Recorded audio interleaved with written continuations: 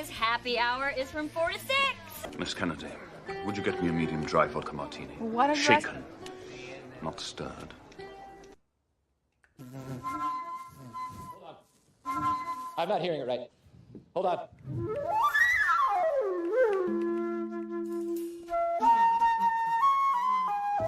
We got it now.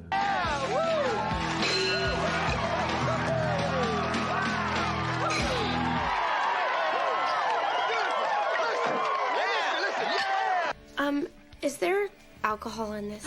Oh, God, honey, no. What kind of mother do you think I am? Why do you want a little bit? Because if you're going to drink, I'd rather you do it in the house.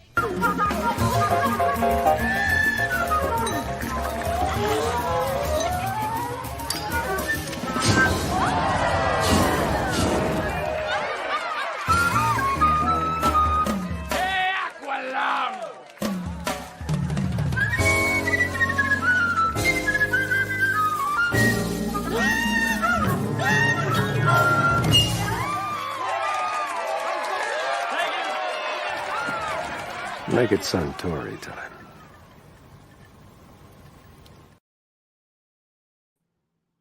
Hello, everyone. I hope you're all having a great day. I'm very excited for this live stream because I have one of my close friends. I love him so much. We've known each other, I don't know, 10 years at this point, 15 years. I don't know. Time flies when you're having fun. I'll say that's the case. But he's an incredible person. He is a jack of all trades. I've seen him work so hard for so long, and I'm so happy to see how well he's doing. He is the founder of Kingwood Comics, and he's the creator of the Harriet Tubman Demon Slayer comic series, as well as others that we'll talk about when he joins us today. But his series has popped off. It's so popular, and I'm just so proud of him, and I'm so excited that he's going to be joining me because I know there's a lot of comic book fans out there, and a lot of even comic book, movie fans, of course. I would be one of the latter, more of the comic book movie fans. I like comics, but I'm just not as knowledgeable as most people are that are into comics. So, but yes, I'm very excited to have him here, and he'll be on at 5. So in the meantime, though, we are going to, talk about some of the things I saw at the box office this weekend. I guess the movie theater this week. I don't know why I said box office. The box office in general was not overwhelmingly amazing. It was pretty much underwhelming. But I liked a lot of the movies I saw, and we'll discuss that. So to start off, I did put a poll up on both Instagram and YouTube, and I'm going to just share the results. I'm going to just do the YouTube one because they're kind of actually very similar. The results are very similar. So I'm going to pull this up, and I believe it's this one. Yes, it is. So it was essentially, what did you see at the movies this weekend? And on this result, Wish and Saltburn are about the same, Napoleon being the most popular one of those, and then 2 or more, 4%. I really wish I could have written all 3 or none, but they only limit it to a couple of options. And so on my Instagram one, though, I believe Saltburn was much more popular than Wish, so depending on who was voting. So I saw all 3 of these movies. I know that Wish has gotten not the best reviews, very, very mediocre to bad reviews. And I have to say, I think that the strongest points of Wish are definitely the voice acting by Ariana DeBose and Chris Pine. I'd say 3 of the songs I really liked, and then a lot of the other ones just didn't fit to me. I think, they're kind of straying away from that Broadway-esque type of music that we're used to seeing in those classic Disney films. And they're making them more like pop music. And I feel when they do that, it kind of makes it feel like a DreamWorks movie, kids movie like Trolls. And I don't really care for it. I liked, the main song that she sings that's in the trailer. And there was like one or two that I thought were good, but like out of all of them, I thought they were kind of bland. I liked her little sidekick goat. I thought the overall messaging was fine with me because it was just I don't know, I can't believe no one's saying this, but to me it's a totally an anti-communism movie. So that's kind of what I got from it. But I have to say her friends are like the blandest characters I've ever seen. None of them even are memorable. And if you look at a movie like Beauty and the Beast, you know, there's such a huge huge amount of side characters with very distinct personalities, and they're all really well written. And I think that that's where Wish really struggled a lot. I liked the animation. I will say that. Do I think it's the worst Disney movie ever? No, I don't at all. And I enjoyed myself quite a bit. But if you're doing something that is celebrating 100 years of the company, you would want this movie to be excellent. And I think this movie should have been excellent instead of just very mediocre.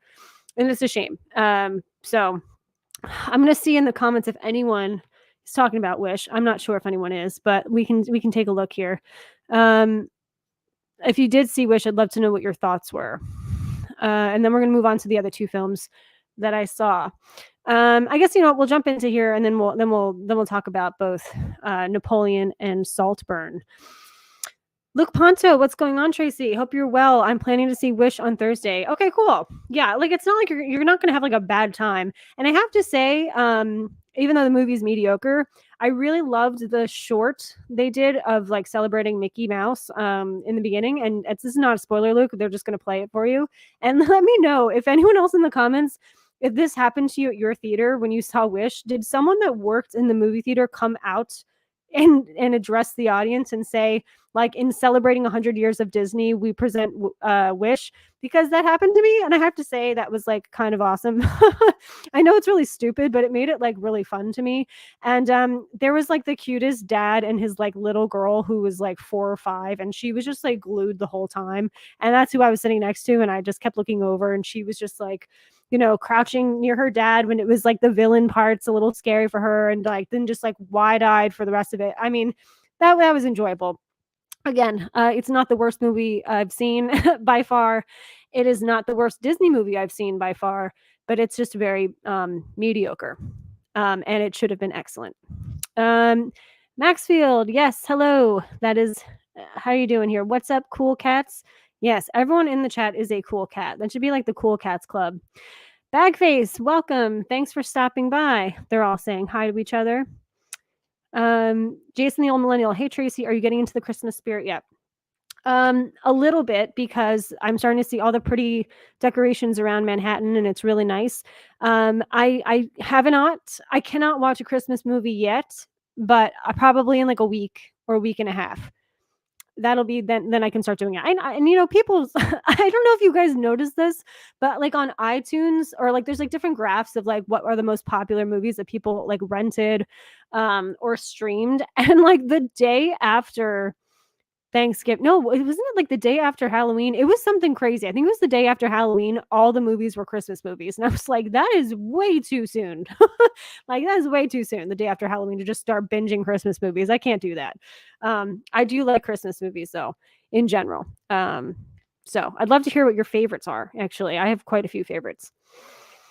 Maxfield, 3 cheers for Nerdy Film Girl. Congrats on the big milestone. Yes, I am finally monetized. So that's really fun. And it was really nice surprise to see the email today, because it kind of, you know, they take a while to review everything. Wilgie's Movies and Music. Good afternoon. Good afternoon. How are you doing? I hope you're doing quite well. Everyone's saying hi. Hello there. Hope all is going well and enjoyed your Thanksgiving. I did. It was very chill. It was very chill. Oh, actually, oh my God, yeah. So I did see The Holdovers, which technically is a Christmas movie. I saw it super early, and it's so good. And like, even when I was watching it, though, this was in early November, I believe, maybe even October. It felt like it was way too early for me to be watching the film, but it was really, really, really good. And Paul Giamatti is incredible. And like, I've debated this before, but I think he definitely needs to get an Oscar nomination for this. And I would be actually not surprised if Paul Giamatti won this year for Best Actor. I don't think that Cillian Murphy is the front runner that everyone thinks he is. Obviously, he's going to get the nomination. I just don't. I think it's too early to tell if he's going to take the award. And I think the competition in the best actor category is just huge. So, but yes, you're going to love The Holdovers. It's definitely one of the best pictures of the year. Absolutely so good. Typhoon, welcome. I was in the North Carolina Outer Banks for Thanksgiving week, so it was my customary annual viewing of Planes, Trains, and Automobiles. Napoleon is up next for me. Well, you know what? That's a great segue. So we can get into Napoleon next. And I'll do like a no spoiler. I'm not doing any spoilers for Wish, Napoleon, or Saltburn, since they're all like, I don't want to say hot movies because it's not like the box office was that poppin' this weekend, but you know what I mean? Like the most current movies that everyone's talking about. So yeah, Planes, Trains, and Automobiles is that's like a classic Thanksgiving film for a lot of people. So that's great. I'm glad you had a great time. New York must look nicer in Christmas. It is, and it's also if you know where the Rockefeller Center tree is and stuff. It's beautiful, but my goodness, it's the most craziest time because of all the tourists, and it's nice because it's like, oh, it's it's part of that festive feeling, and it is fun that people come all over the world to see the tree and just experience New York during the holidays, because the decorations all around the city are just absolutely gorgeous, but it is insane. And I feel like if you are a tourist and you do visit New York during the holidays, it is not that crazy all year round, believe me. So not at all. Grats, thank you, Bagface. Yes, it finally came. Hey, View with Drew, how's it going? Thanks for stopping by.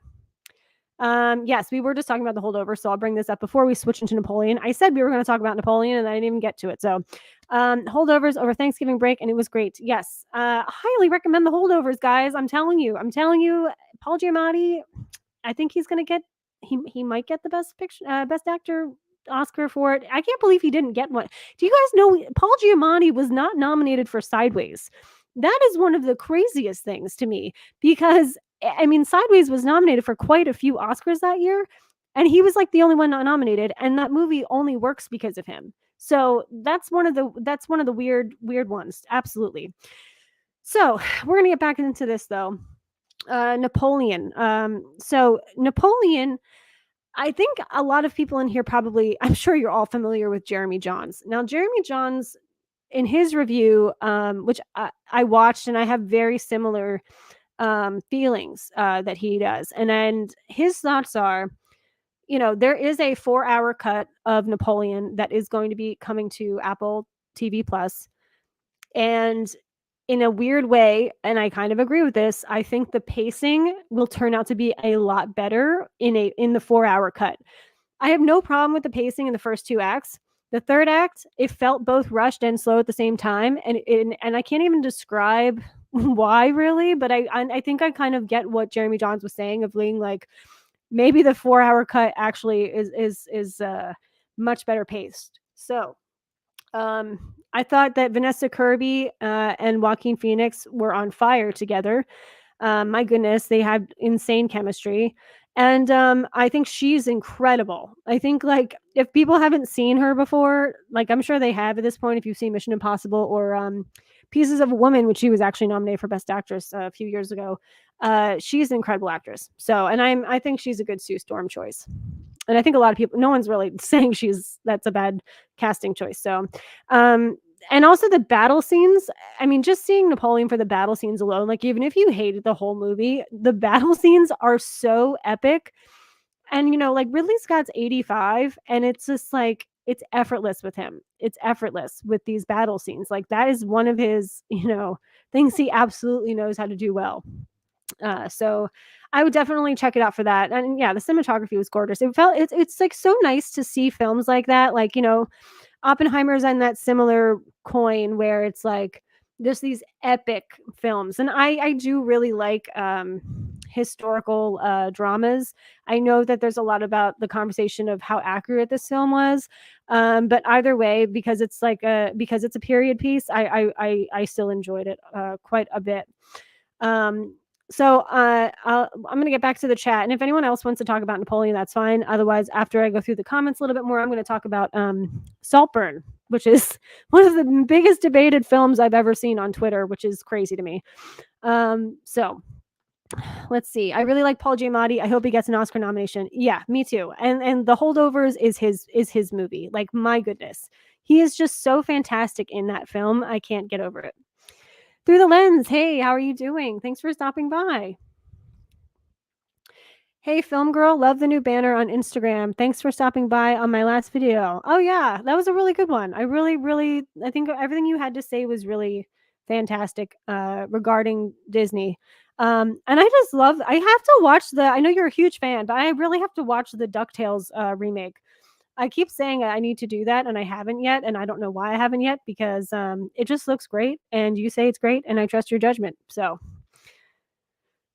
wasn't a fan of Saltburn at all, but Napoleon was pretty solid. Well, see, that's the thing. Both of these movies are really divisive. I absolutely loved Saltburn, and I would literally want to watch it again tomorrow. But that's the thing. People either absolutely hate Saltburn or they absolutely love it, and I absolutely loved it. So yeah, we'll talk about it though once we get into it. Yeah, and Josh, I did watch your review on Napoleon. It was quite good. Holdovers and Saltburn are some of the best films of the year.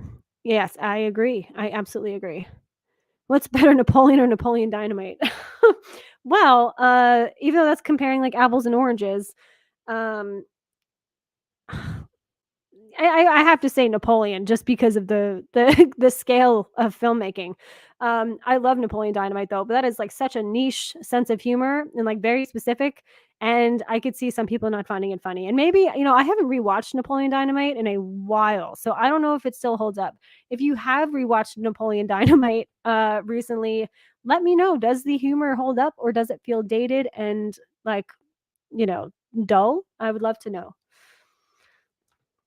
The Holdovers is amazing, super heartwarming and heartfelt. Feels like a lost 70s film. Oh, absolutely. If you did not know who Paul Giamatti was, like that, and not know that he's a current actor, you would absolutely think that this film was either made in like between like 1967 and like 1973, like right in that era of film. You would just assume that, and like you would have no idea it came out in 2023. Wish is likely to rebound same way Elemental did. You know what? I actually do think that is going to happen as well, just because of the holidays coming up. So I think that you've got what, Migration, and you've got Willy Wonka. Those are like the only other kid forward friendly films, I would say, unless I'm missing one. So I could definitely see Wish kind of just staying picking up steam, or not really picking up steam, but kind of just quietly making money at the box office through the holidays. I think a 4-hour cut might be beneficial. Yes, I agree. And I really want to see it. John Automates. Hello. Yes. Hey, good people, Nerdy Film Girl. I get the feeling we're going to have a big discussion about Napoleon over the next couple of days. Yes. And John and I will be on Bonebridger's. We're always on his live stream on Thursdays. Around like I hop on a little bit later, but it starts at 11:30 and it goes till about like 1:30, sometimes 2, depending on how much we're talking. And that's when we plan to see it or discuss it. So yeah, it's gonna be really awesome. And everyone knows John, I think, at this point. If you watch my channel, you know his channel. If you haven't though, check it out, and check out everyone else that's in the the chat here. Here we go. Wish was a weird movie. Felt like the worst form of nostalgia bait.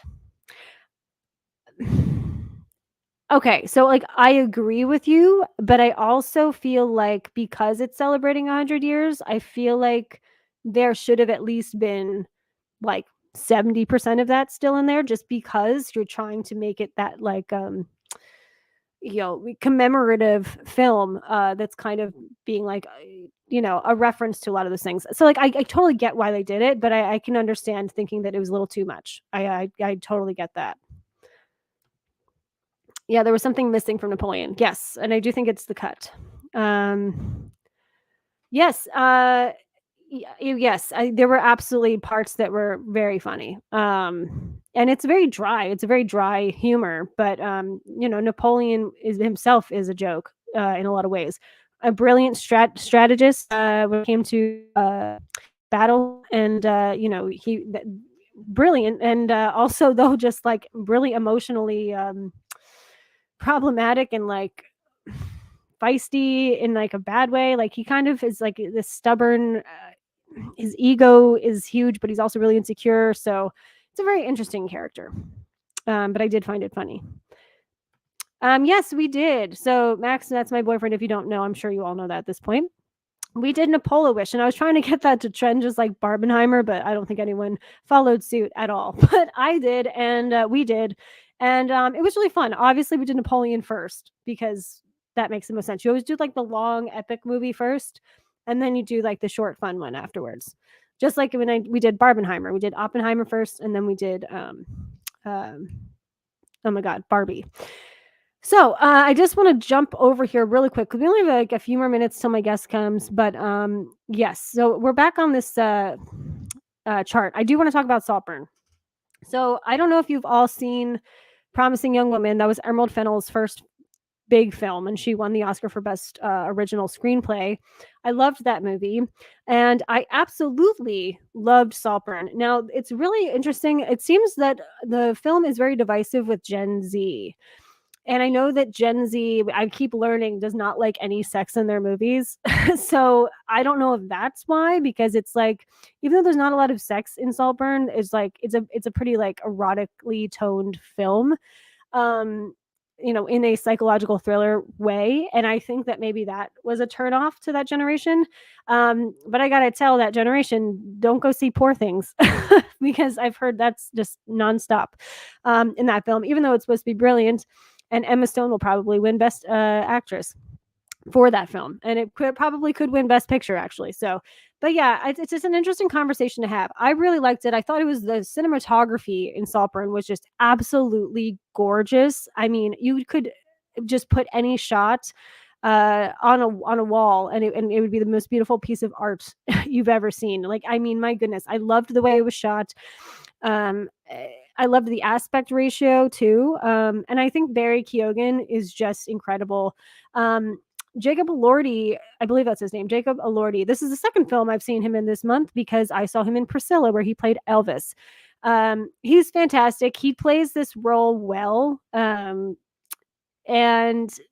it's not it's not really that challenging of a role for Jacob Elordi. Like, I think the Elvis role was much more challenging, but the challenging role in the whole film is the Barry Keoghan film role. And I thought he was just so excellent. I would say this: if you like films like The Talented Mr. Ripley or Parasite, you're probably going to like Saltburn, because those are the two things. And someone said it on Twitter before me, and it drives me crazy because I told Max after we watched it, I was like, it is like Talented Mr. Ripley and Parasite. And someone wrote, it's like if those two movies had a baby, and it really is. Let's see. I'm going to go back here real quick. And then if anyone wants to talk about any of those movies, they can.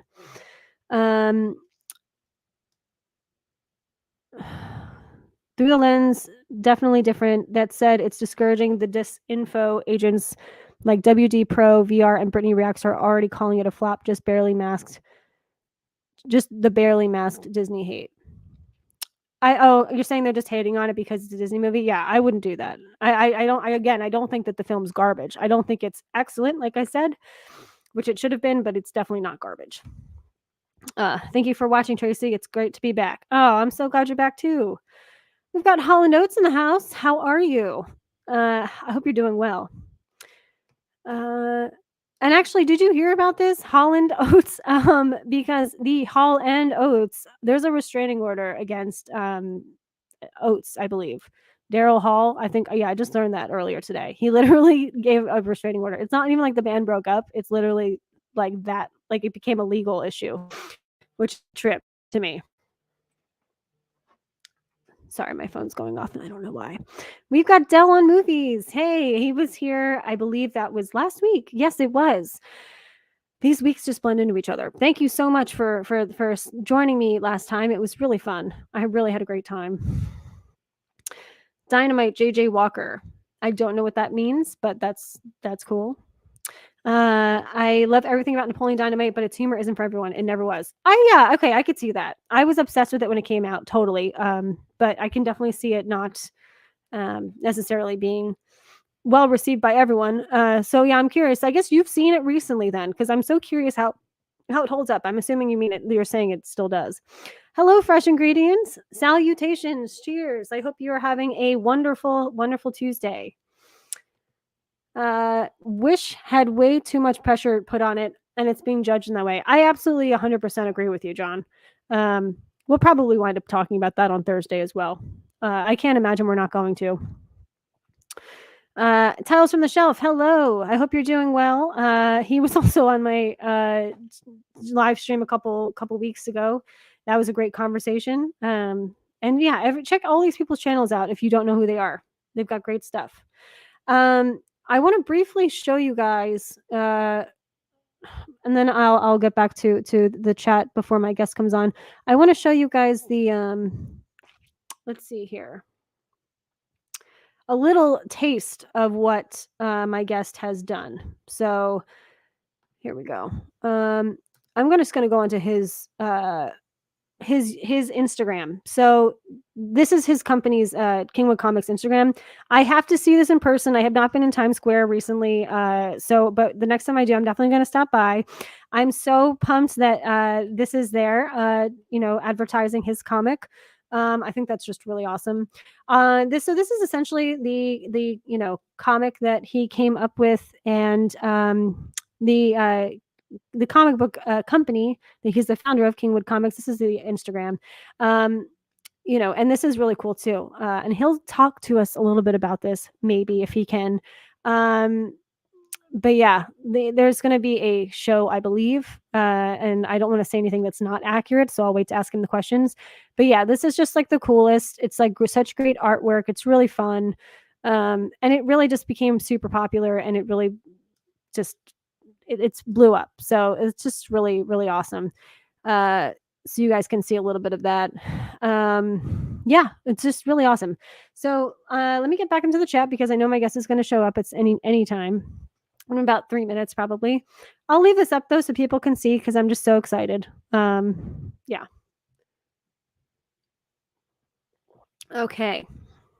Huge question for everyone. Who do you think has a better chance of winning the Oscar for Best Actor, Cillian Murphy in Oppenheimer or Ryan Gosling? Ryan Gosling is actually would never be in the Best Actor category. He would be in the Best Supporting Actor category. And I don't think he has any chance of winning. And I also do not think that Cillian Murphy is going to win. I really don't. He's going to get nominated. They're both going to get nominated. I would be really surprised. I think Ryan Gosling has a much lower chance in winning than Cillian Murphy does. But yeah, and you know what? Cillian Murphy's like not done. He's just getting started. So no one needs to feel bad that he's not going to win for Oppenheimer. My goodness. Sorry, my phone is going insane. I think the thing that didn't work with me for Saltburn is how Emerald Fennell tried to do too much with it and never stuck the landing with any of it. I don't know. I felt like the landing stuck for me. I don't know. I can see what you're saying there. Yeah, I don't know. I think it might just be like that genre is just really up my alley, and it's I get it, but I've you're not the only person that has critiqued this movie negatively, and I'm not the only person that's raving about the movie, and that's why it's very interesting, and it is interesting to have conversations about movies that are so divisive. I jumped in and thought we were talking about Napoleon Dynamite. Oops. I mean, we kind of were. It was like a joke about Napoleon and Napoleon Dynamite. So you're not necessarily wrong on that end. I guess I'm going to stop my screen on this one. Yeah, we'll do that. Let's see here. I liked Elemental way more than the Mario movie because Elemental actually has a story. You know what? And that's okay because I think that the Super Mario Brothers film really, really needed to rely on fan service because they were a lot of stakes were depending on that movie, and they needed it to do well. And I think that I'm glad that at least we got the fans got what they wanted instead of being disappointed. And then now they can move on and do more intricate stories. But I agree with you. And I did not see Elemental yet. I still need to see that. I know I'm really behind. Emerald for being a rich upbringing, but her making an argument that the rich are pretty. Pretty? Emerald being for a rich upbringing, but her making an argument that the rich are pretty. I mean, I thought it was a satire on the rich. I mean, I thought she didn't make them look the best. I don't know. Maybe I'm misunderstanding your comment. I'm not sure.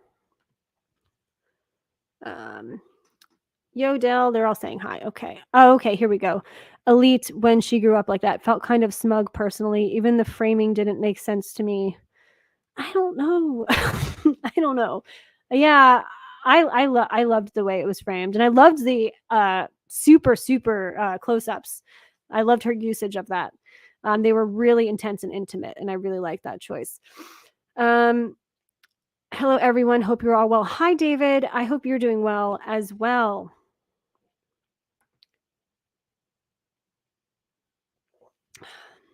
Okay, I see what you're saying there. You know, and it might grow on you. You know, sometimes movies do that. Sometimes I love a movie, and then years later, I reevaluate it. Sometimes even weeks later, I reevaluate it, and then I decide that I don't feel about it as strongly as I did initially. So that might happen. Also with you, you might like it more, and if you don't, that's fine. Sometimes you know that happens both ways with me. I do think so. Yeah. So you wouldn't agree with me when I say I think it deserves a best cinematography nomination, because I really do think it does. But you know, Promising Young Woman was so good. I saw it again this year. I know. I love that film so much. And actually, I keep forgetting that's one of the Halloween costumes I really want to do, when she's wearing the candy striper like nurse outfit with the rainbow wig. I would love to do that. I think that'd be a really cool costume for Halloween. I love that film. Everyone's saying hi. I didn't think Napoleon Dynamite held up 20 years ago. Yeah, it's a very specific type of humor, so I can understand that. Yeah, it wasn't for everyone, just like Dell said. NFG, hello, Joseph. Let me see. I don't want to script the pronunciation of this. Joseph Portuando, I believe. My apologies if I screwed that up. I'm not the best with pronunciation sometimes with names, but thank you so much for stopping by. Okay, so we were talking to Napoleon Dynamite. I saw it a year ago. It's still hilarious. Okay, so I guess it's one of those films that if you like it and that's your type of humor, then you're gonna always love it, which is good to know.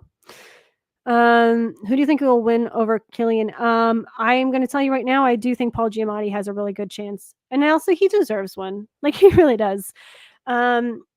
So it looks like my guest is here. So I'm going to play the little intro video. And if you guys are used to my channel, like the intro I play in the very beginning of the stream is much longer than the one I cut it like down for when my guest appears. So I'm just going to play this, and we'll welcome my friend David Crownson.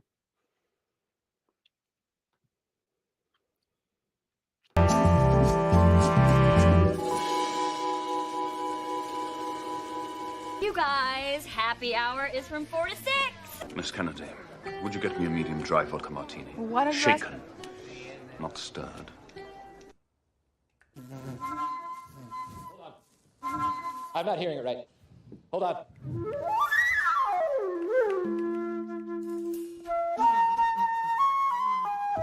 We got it now.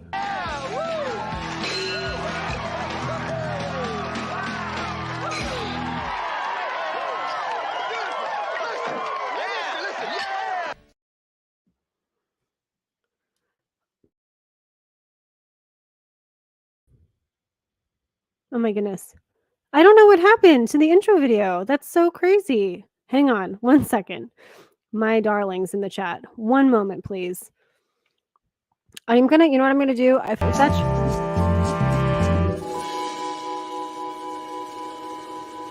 You guys, happy hour is from 4 to 6. Miss Kennedy, would you get me a medium dry vodka martini? What is Shaken, not stirred. Hold on. I'm not hearing it right. Hold on.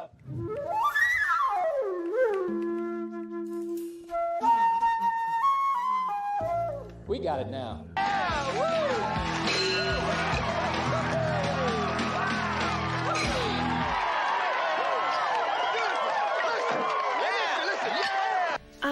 Is there alcohol in this? Oh, God, honey, no. What kind of mother do you think I am? Why do you want a little bit? Because if you're going to drink, I'd rather you do it in the house.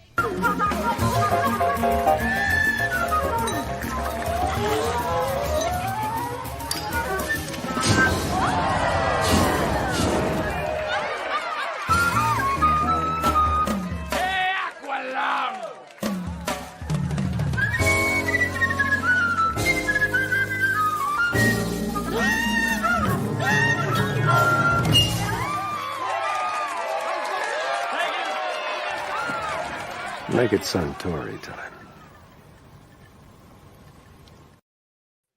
David, Hey, how are you? I'm good. I apologize for the technical difficulties with that intro. Usually I have a shorter one, but the ending didn't export properly and it cut off. And I wanted everyone to see your photo and the Harriet Tubman Demon Slayer background and the Kingwood Comics logo. So I played the long one again. So I apologize to everyone in the chat too. You are fine. It happened. So you are great. What's it called? Well, what I like what I like to do with all my guests in the beginning is I'd like you to introduce yourself a little bit and tell them a little bit about yourself. Earlier on, I kind of briefly did a little description of who you are, but I would love for them to hear it from you yourself. Yeah, my name is David Crownson, and I'm the writer and creator of Harriet Tubman Demon Slayer, which is my comic book series, which you can buy in stores right now. And I'm also the founder of Kingwood Comics. It's my publishing company that I'm the CEO, owner, and all that good stuff. What else? As I said, I'm a writer, creator, publisher, also an actor sometimes on a TV show called Bubbly Brown Sugar, which you can watch on YouTube. I think we just season 2 comes out in 2024. And yeah, I'm born and raised in New Jersey. Traveling right now. Right now, I'm on the West Coast at the moment, just to catch up with my girlfriend and all that good stuff. But yeah, that is me. Oh my goodness. Well, yes, I told them you're a jack of all trades. And I remember when you were crowdfunding for Harriet Tubman Demon Slayer, and we were working together at the same restaurant. Yes, that beautiful, amazing restaurant. Yes. And it really just really steamrolled from there. I mean, it is rave reviews from everyone that's read it. We have copies as well, and it's with Max's comics, and they have no idea. I couldn't find them because I don't know where he put his comics. He has a whole collection, and otherwise I would have brought it out. But yes, we are big fans as well. Now, and you can correct me if I'm wrong. I believe you have 2 other series either out or in the works, Killer Bee and then Nightmare in Newark. Yeah. Those are my next 2 comics. That's fantastic. Mm-hmm. Yes, and I did show everyone the photo of the advertisement in Times Square because I think that is just the coolest thing. Thank you. How does it feel like to see something that you've worked so hard on come to such a huge, in the spotlight in such a large way? Yeah, it is surreal because, you still remember working odd jobs and still remember that hustle and bustle of getting a lot of no's. And, it's just surreal. And I'm really grateful that people not only are buying the book, but they buy the book and they actually, people really like it.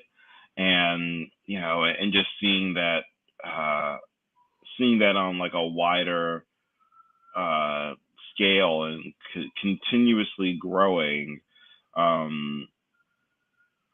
there's nothing like it. I'm just grateful. I'm just grateful because you could create something and either it might not resonate or only maybe you like it, and but I think it just takes like one person or or like just like your own like village of people, like with Harriet. When I got the idea, I think I told my friends about it.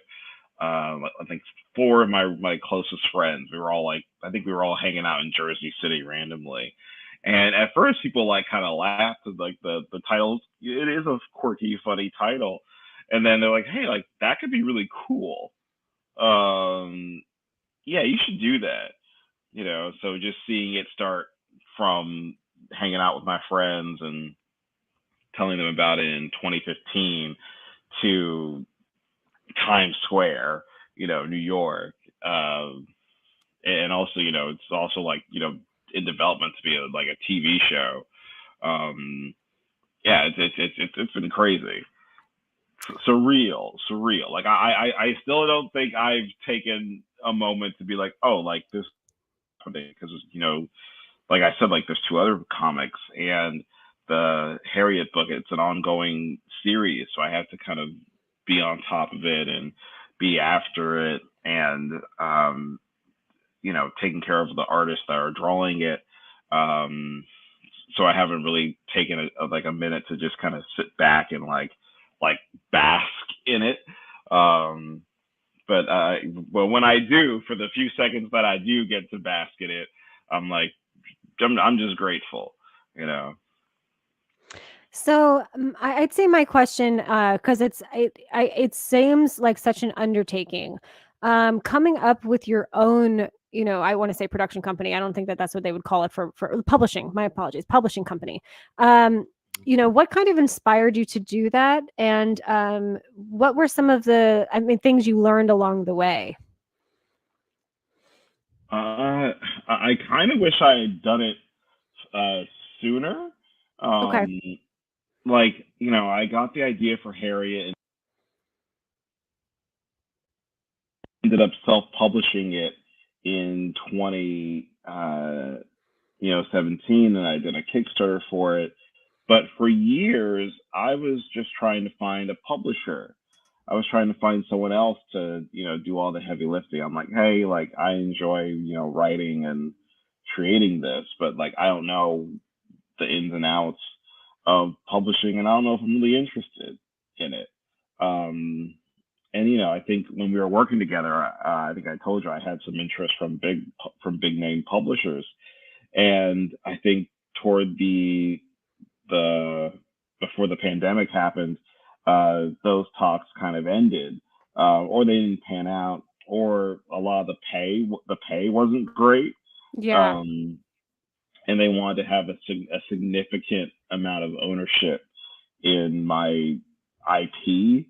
And then also they weren't really paying me like money to like a livable wage. They're like, hey, here's like a little bit of something. Yeah, like I was, dealing with that. So I think I just decided to do it, when the pandemic was happening, and no one's going to work, everyone's collecting unemployment, and everyone's inside, and all of these deals had fallen through with other publishers. And I think one of my friend Sebastian, he was like, hey, listen, you pretty much operate as a publisher. You run your own Kickstarter, you finance everything yourself, you advertise yourself, you pay for all the shipping and handling of your books. You're a publisher. You might as well just do this. And I was just nervous about it because the workload was really scary to me. But thankfully, like I got help and had friends who were of great assistance, like my friend Sharonda becoming the editor-in-chief of my company.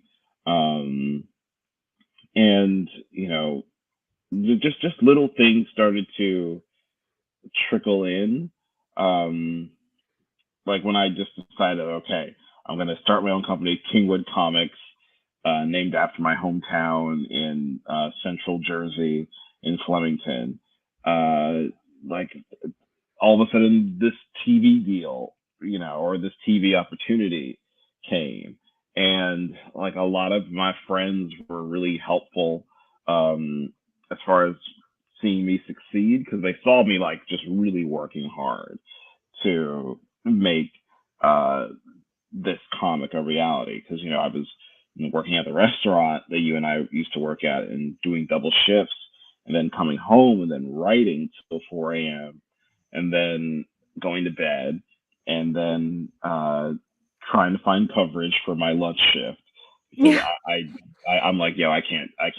I'm going to be a shell of a person if I show up. So finding someone to cover my lunch, and I would just work dinners. Like I think my friend Lex Kimbrough, he's an amazing cinematographer and amazing filmmaker friend of mine. And he was like, hey man, like we should do a commercial for Harriet. And he just drove from North Carolina to help me do it. Amazing. And I was like, dude, okay, I'll put you in a hotel and I'll buy you food. But I think that's the best I can do. Yeah. At the moment. But Lex was, and I think, actually no, like, what's it called? Like Tony, like letting us use his like farm and everything like that. And then just people, I think.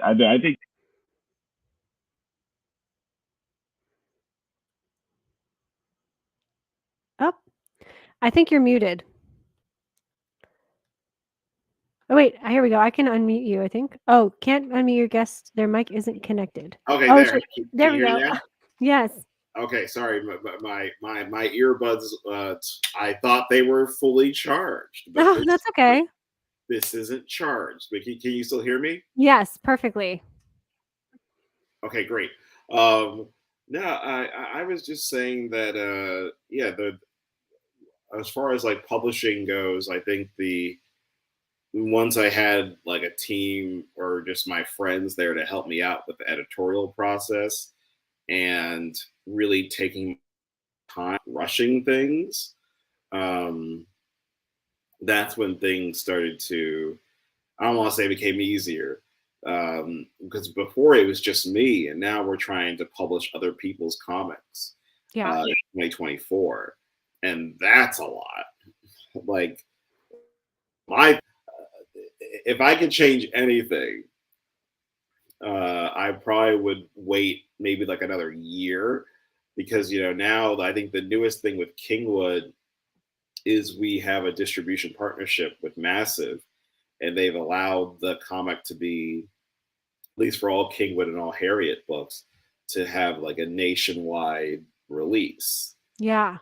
So we're in more stores now, and the sales have been good.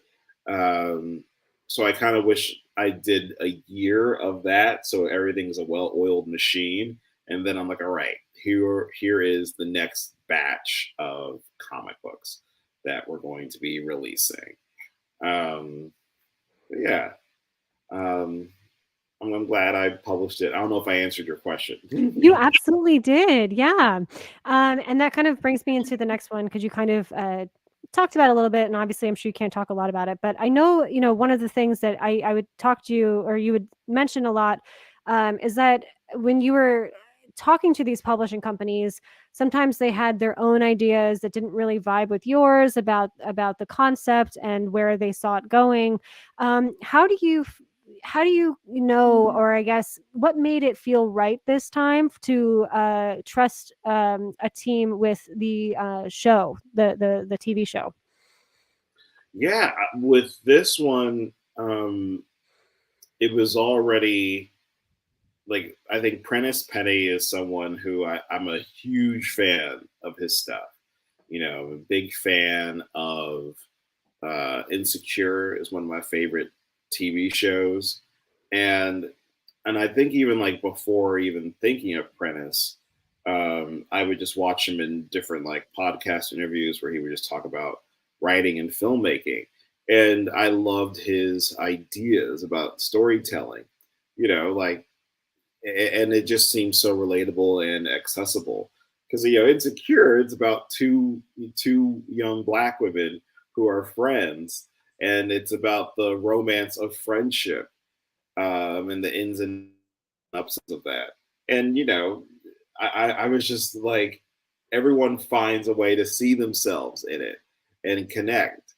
Like, I think I was at a barbershop years ago, and I wish I took a picture of it. It was like grown ass men all watching Insecure.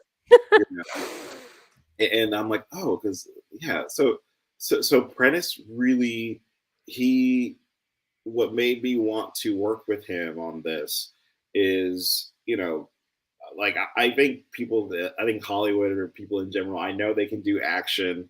We all know they can do special effects and deliver that.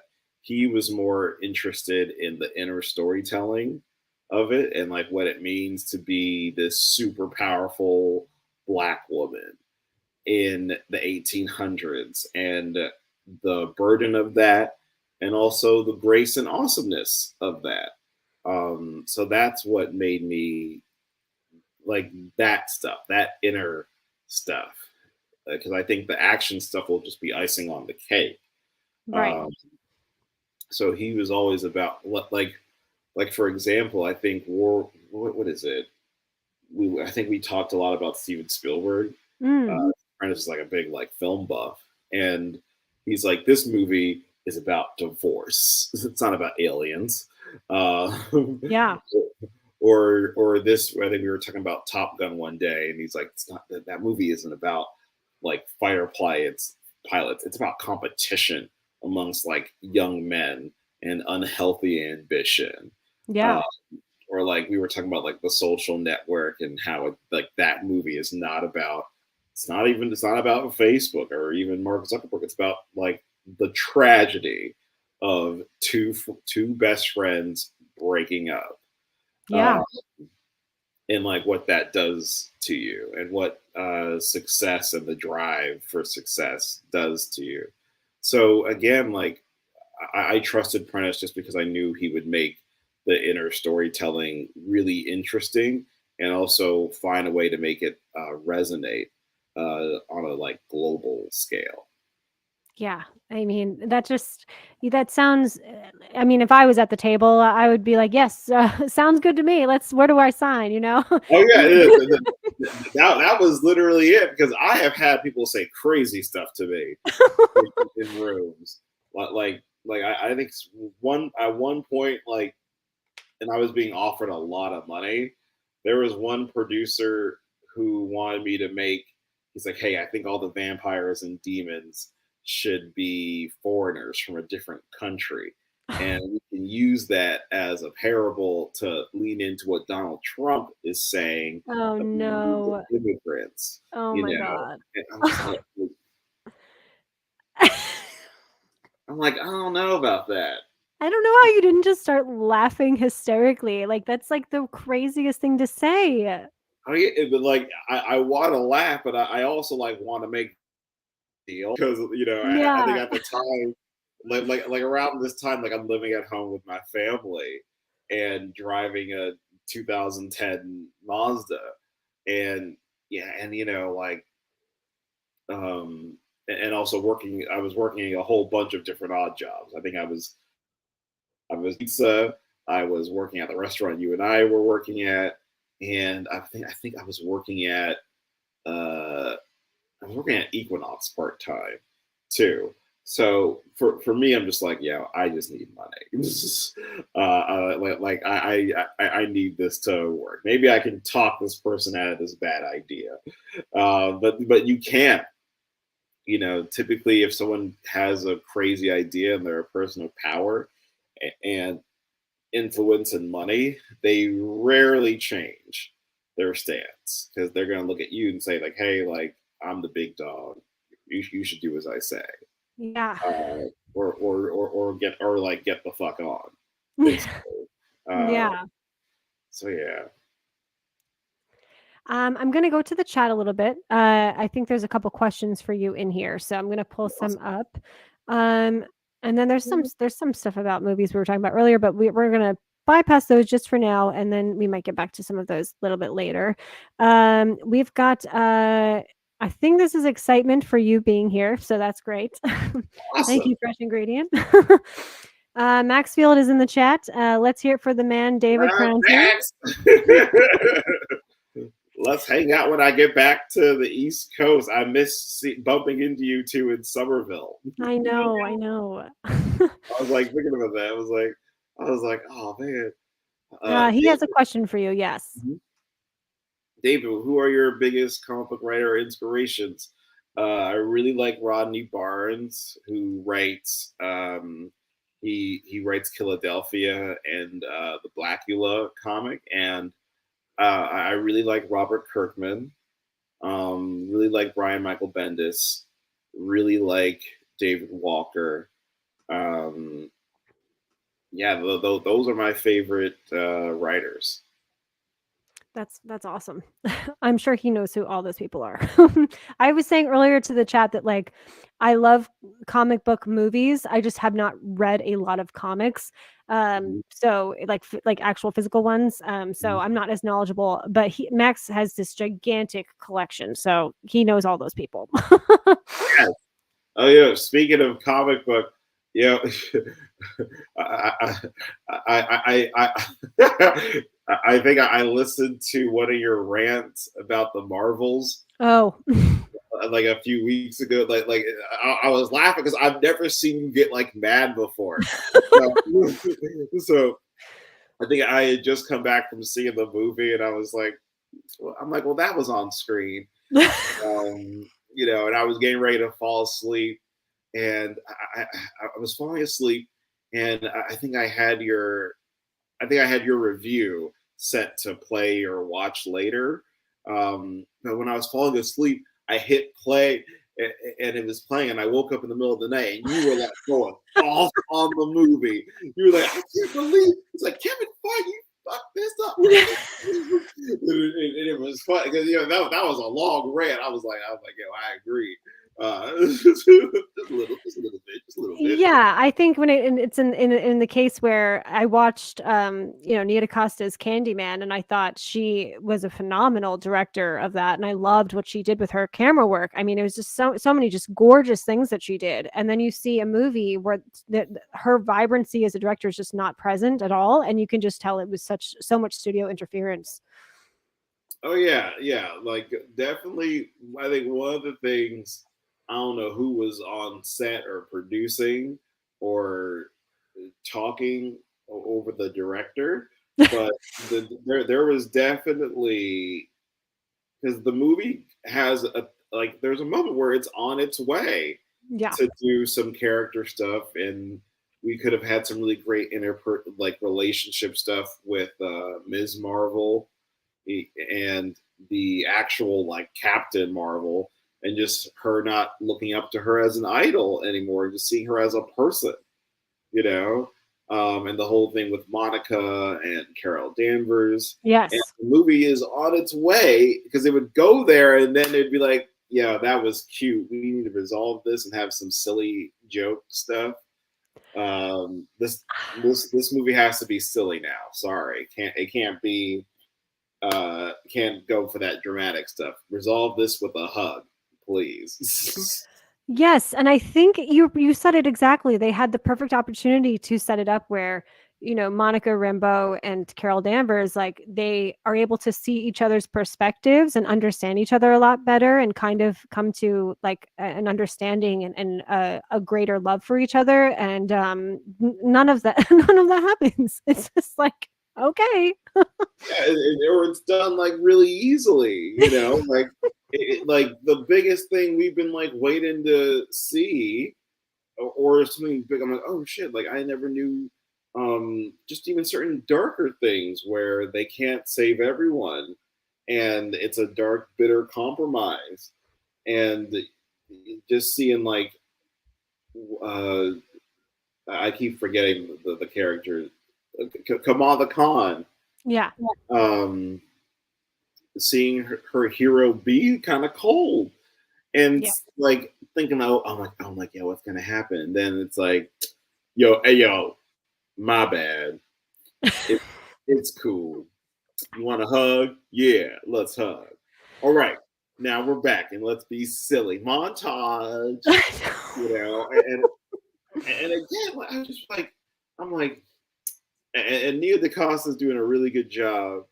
What's it called? Because, like, because I think like the politics of it start to come into play, and she's just trying to be a like a good person and also a professional, and just trying and really probably have the best intentions. Yes. And like, I think someone asked me, like, hey, maybe we ever do a Marvel movie or a Marvel anything. I'm like, maybe I'll write like a comic or something like that. But or if I do, like, first of all, that'd be a beautiful experience, and also probably great financial stuff too. But like, it has to be something I'm either actually no, I can't be, because I love comic books, and I love Marvel, and I love DC, so it would have to be something that I'm like passionate about, but it has to be something that I can step away from and be open to collaboration, which I would think and hope, like because studio heads, I was talking about this with my girlfriend, because my girlfriend works at a studio, and the studio heads, they want to be creative. Some of them are creative people, or they have creative backgrounds, or they went to film school, and a lot of them they know how to work a script, and a lot of them have produced or even directed films, and then they became studio heads, or some of them still continue to do films in their studio heads, like James Gunn. So I don't think, I'm trying to figure out, because I've been thinking about that with the Marvels. I'm like, yo, that entire producer team at Marvel, a lot of them went like Kevin Feige went to AFI, Wow. and like what's it called? And I was looking up all the other like producers that work on the films, and they've all gone to pretty great film schools. So I'm kind of wondering, like, what happened on that set, and who approved of this note. But anyway. I would like, in like not 50 years, like 20 years, we get like a tell-all movie, like biopic about the making of the Marvels. Yeah, well, I mean, good luck with Disney, because I mean, even though like Harriet Tubman Demon Slayer is going to be a show on Disney, like I find it, that mouse, it's going to be hard to do something that makes the mouse look bad, Right. on a featured film. Yes. Like, even if it's true, or even if it's a joke, like I think I was watching what was it? It was like The Making of Saving Mr. Banks, Oh, about like, Tom Hanks playing Walt Disney. I liked the film. Yeah. The Disney estate, they had a lot of strict stuff that they were either like allowed to or not allowed to show Wow. in that movie. Because like Walt Disney was famous for smoking a pipe, smoking a cigar. And they're like, yo, you can't have that in the movie. Yes, there's like that one tiny scene where he like has like a hit of a cigarette and then like stuffs it in his desk, and I was like, I'm surprised they even let that out, because he hid it because he thought, you can't, it's not a good thing for children to see, I guess, and so. Oh yeah. But, like, he couldn't even like drink alcohol. He drank alcohol. Yeah. It's like, he's not like getting drunk, or like, I mean, they could have said and done some low down stuff, Right. Mm-hmm. that he probably did, but they, decided not to.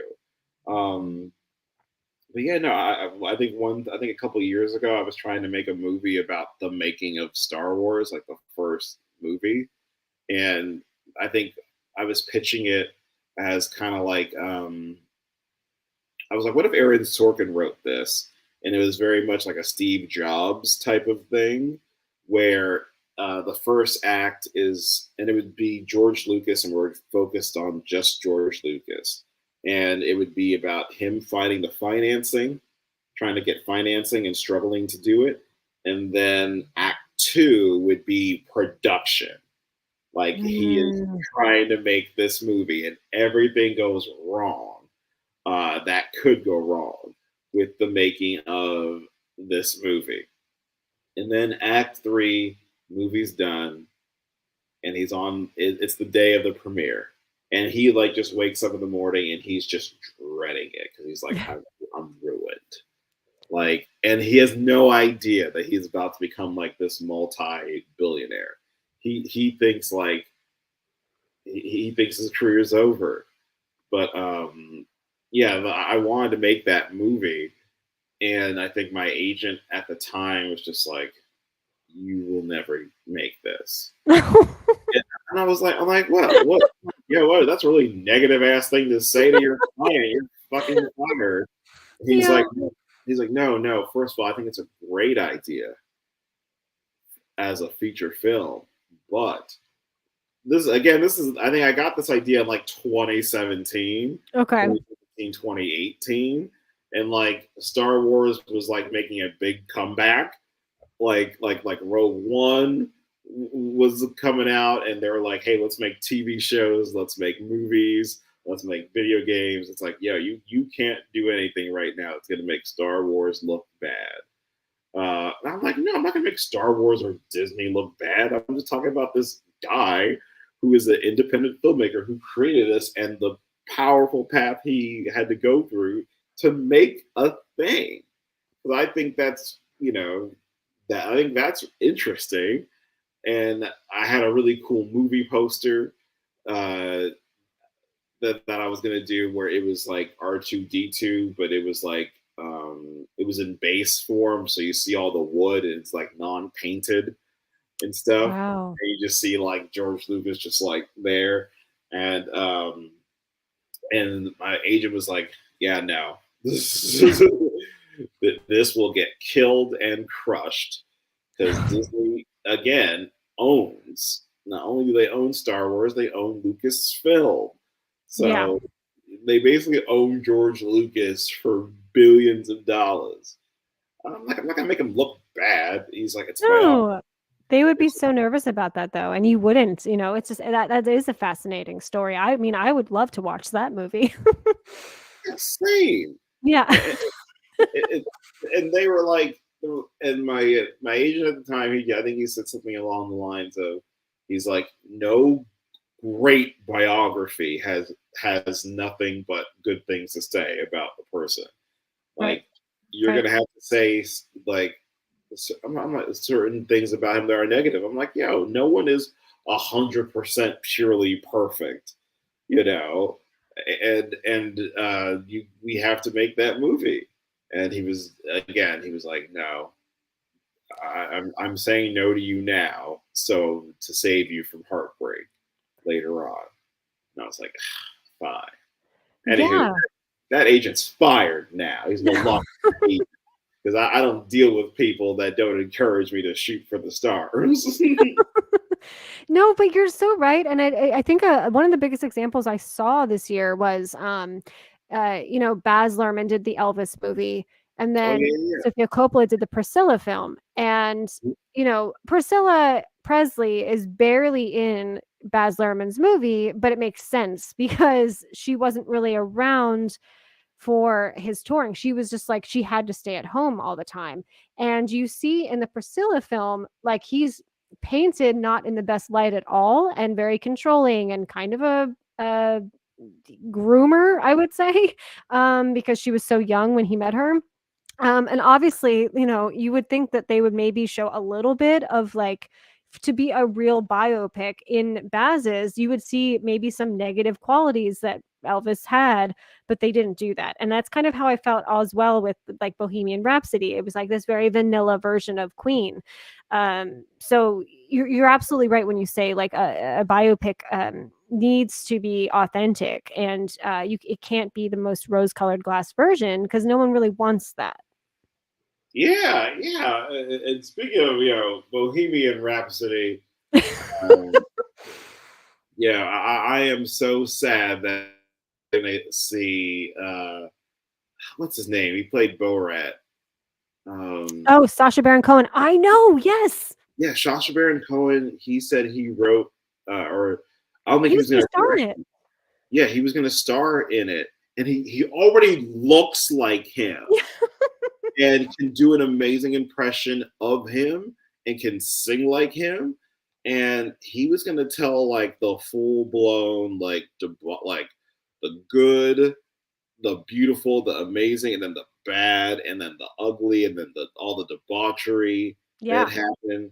And I think the Queen like estate, or like, I know some of the band members were like, yeah, man, nah. And he's like, but this is what happened. Y'all told me this.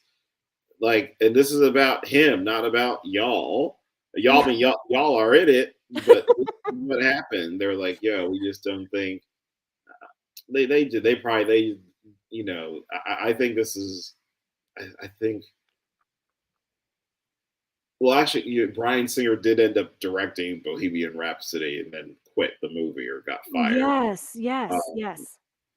But like, they're like, hey, this is way too like it's too dark, man. We want to celebrate our friend in a bright way.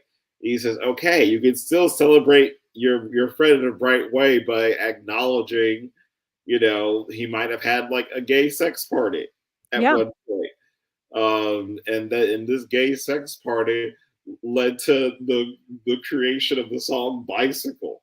Right. And they were like, listen, you can make this movie, but we won't give you permission to use any of the music. And he's like, fine. Yeah. And then I think he made a version without the music.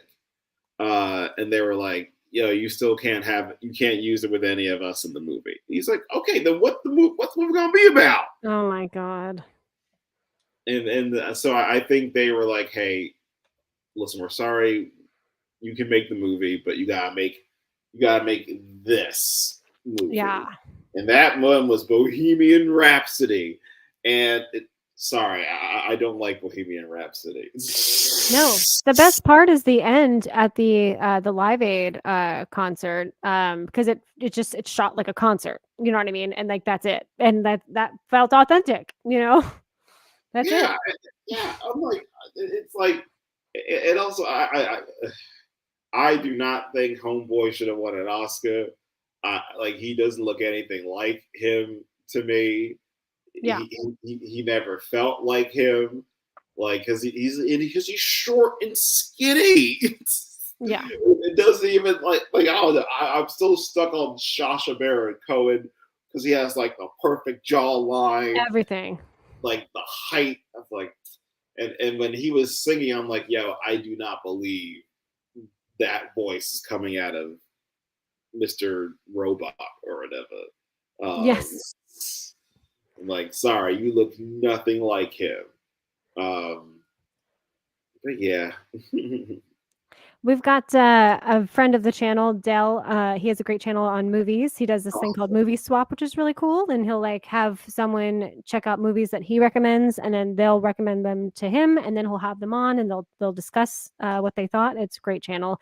Again, anyone in the chat, if you don't know these people in the chat, most of them have YouTube channels, so I should tell you to check them out. I haven't read a comic since the 90s, but I feel like I need to check this one out. And yes, you should.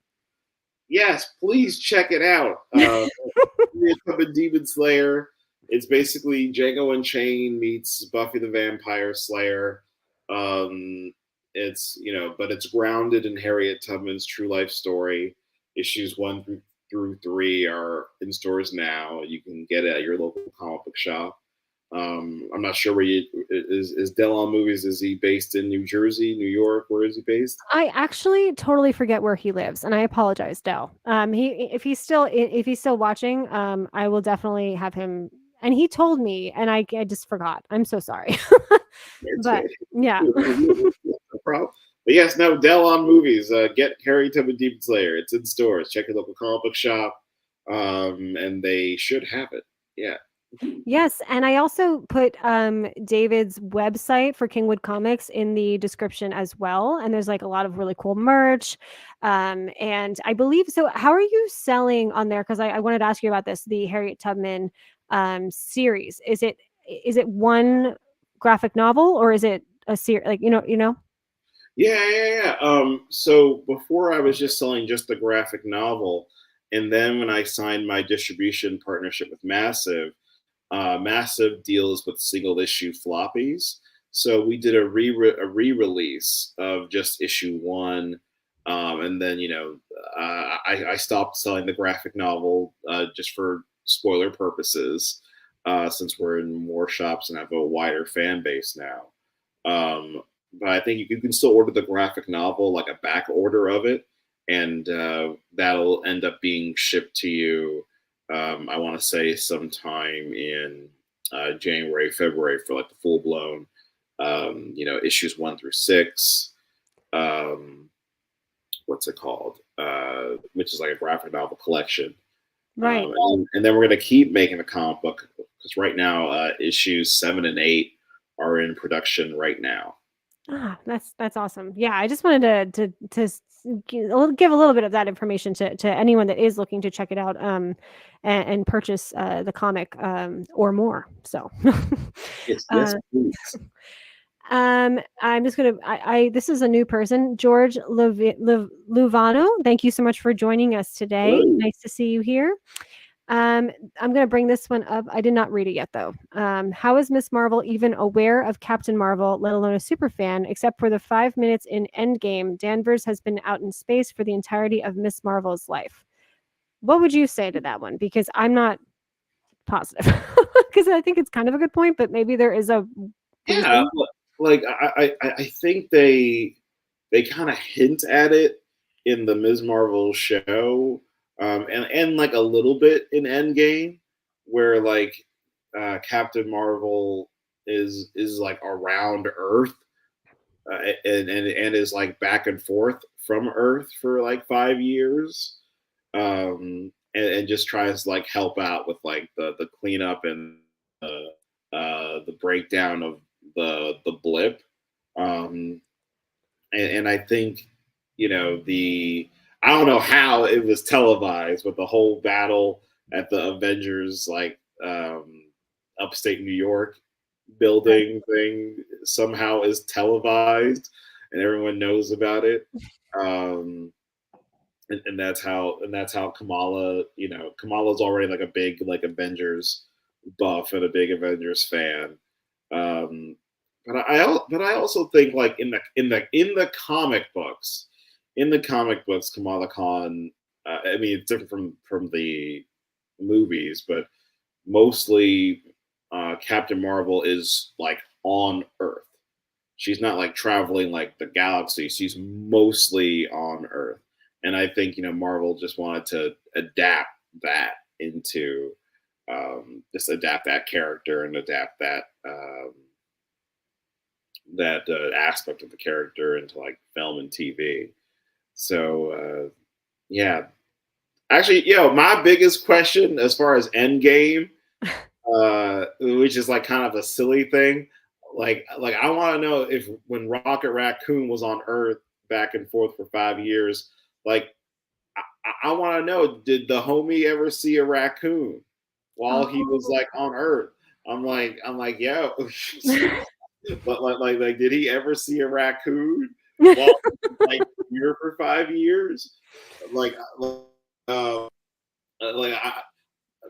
know it would be problematic for Guardians of the Galaxy Volume 3 if he did see a raccoon, because then it kind of messes up.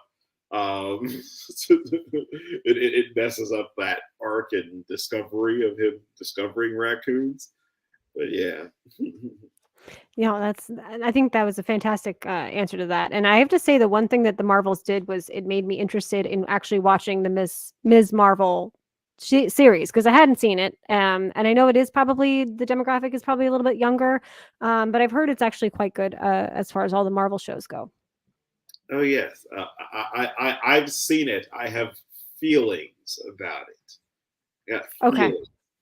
I really like the first I think 2-3 episodes I really like, and then it kind of goes off the rails a little bit. Okay. For me, Yeah. it goes off the rails, and yeah, it is like, I don't know. Everyone's like, well, you're not the target audience, but the beauty of Marvel or in the MCU in general is, you may not be the target audience, but but we are so good at storytelling, we will find a way for this for this story as a whole to resonate with you, no matter who you are. Like, I don't know, when I was a kid, I had Batgirl comics, I had Spider-Man comics, Daredevil comics, and I wasn't buying it. Or in Black Panther, I wasn't like, I must buy this as a black man. Right. Or I'm like, yeah, I'm gonna buy whoever has the most interesting. Yes, I want representation. Yeah. I want to see that reflected, and I want that diversity. But like, some good storytelling, some dope resonating storytelling, like that hits me where I live, and I think that hits everybody where they live. And I think that's why I have just sorry, I keep bringing up the Marvels. I have like a little bit of frustration with it, because I'm like, you could, this could be really cool. This could be so cool. You got 3 women, and it's 3 different races and 3 different age groups. Yeah. Who are forced to team up, and you could do. There's so much opportunity to so do much cool things with it. And you have a black woman who's also an amazing filmmaker directing this, who has a great track record. Like, this should be a hit, like an undeniable hit. So there are things I like about it, but I do have my frustrations. Yeah, it's like all the things that you brought up, of all the things that, like, all the possibilities and opportunities they had, they just, instead of choosing one, they chose none. Which is Come on, disappointing. Like you have so many gifts. Like, take advantage of the gifts. Yeah. Damn it. I got to bring this up. Dell said there's a Blackula comic. Love the iconic movie. Had no idea. Yes, there is a Blackula comic book.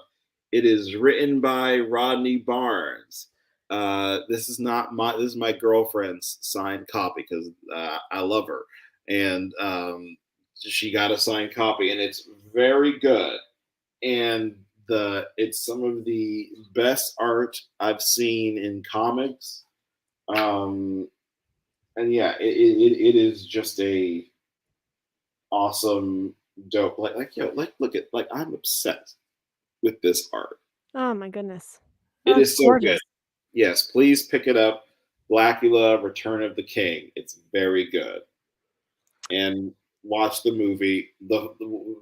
Watch the movie Blackula. Don't watch Scream, Blackula Scream. That's the sequel, and it sucks. Okay. What's it called? Yeah, no disrespect. It's a different writer and a different filmmaker. Did you ever read the Star Wars and Star Trek comics? No, I think. Well, I did read when I was a little bit younger. I used to read like the Han Solo comics, and he was married at one point to a black woman, and he had a wife. I heard the Darth Vader comic is really good, and it's very dark. There's like a really awesome line where there's a bunch of it's Darth Vader, and he's fighting a bunch of I think it's either like Jedi or I forget. It's the Resistance, and he has his lightsaber out, and I think it's on a. I'm laughing because it's on a beach, and it's like sand and everything like that. And Darth Vader just has this line where he's like, "All I see is sand and death," and he just gets his lightsaber out, and he kills people. Wow. And then, which I hope they make a solo Darth Vader limited series. But part of me hopes they don't, because what's his name? James Earl Jones. He sold his voice Yes. to Disney's AI. Which I don't know how I feel about that.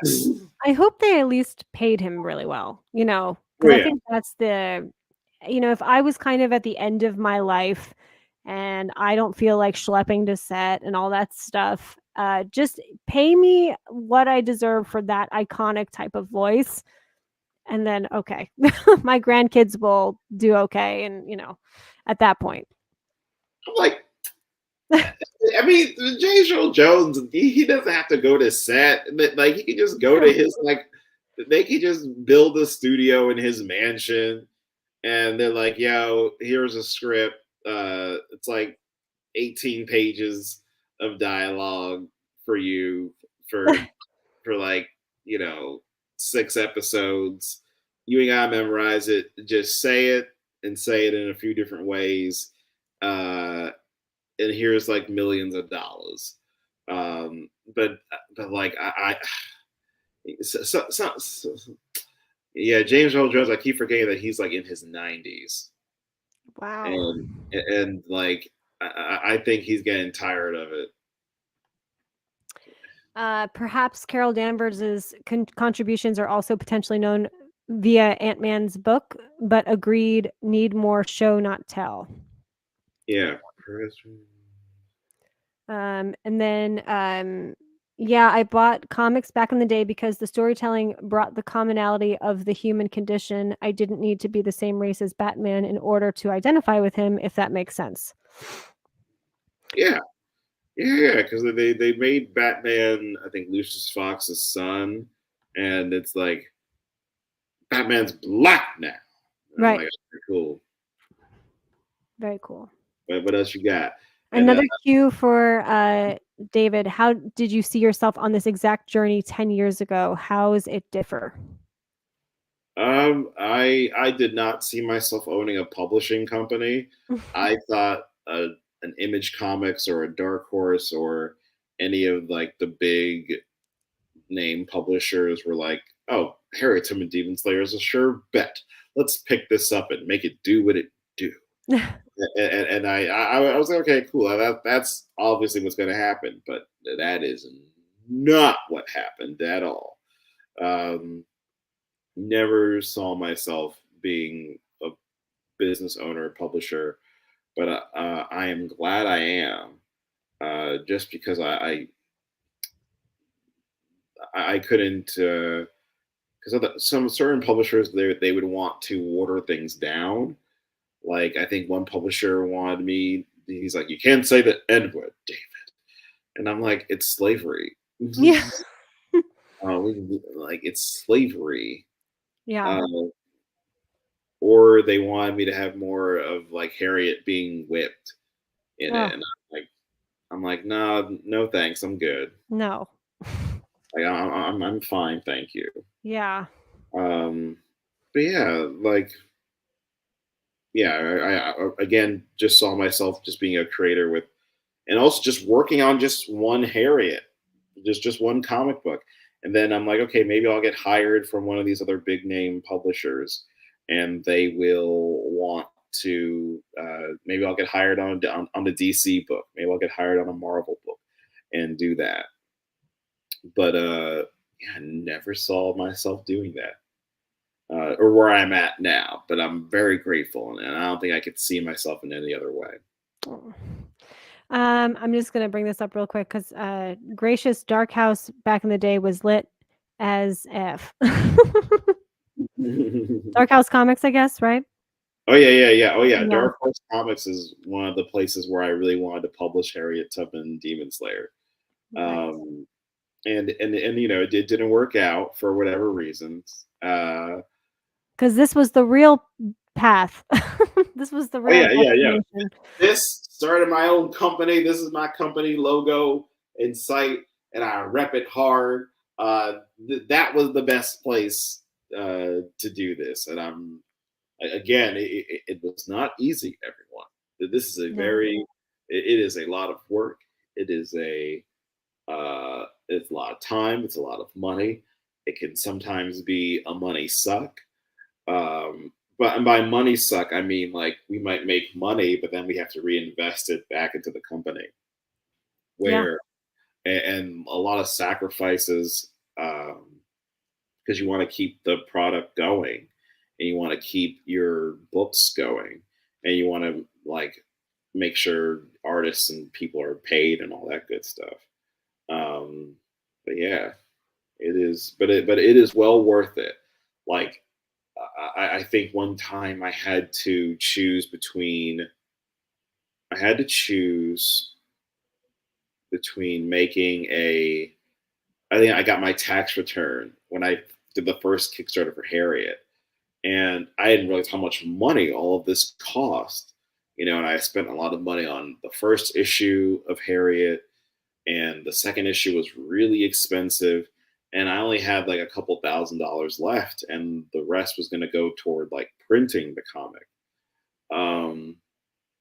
But then I was like, we were starting production on issue, and I think I was like $2,000, $3,000 short for issue 2. Wow. And I think my tax return had come, and I think my tax return was like, I think close to or just above the exact amount I needed to finish Wow. issue 2. So I'm just like, Incredible. so and I think I had just moved back home, and I had moved back from New York. I was living with family, and I was like, okay, I gotta get this comic done.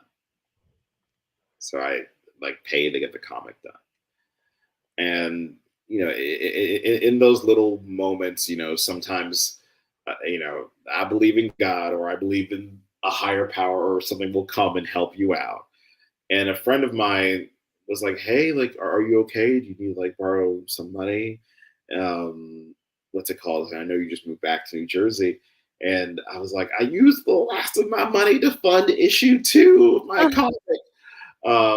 He's like, "Hey, like, do you need some money to like get back up on your feet while you're looking for a job?" And I was like, "Yes." Yeah. Like yeah, like those things happen. But That's a great friend. yeah, oh yeah, and again, like having friends like that, having people who have your back, not just financially, but just have your back morally and will talk to you, because again, this can be a tough journey, where people say crazy things to you, and you go through lots of like ups and downs, and you deal with lots of like, you know, I used to be not jealous, but I used to be like, "Oh, man, I wish I could be like one of my friends who works a mundane office job."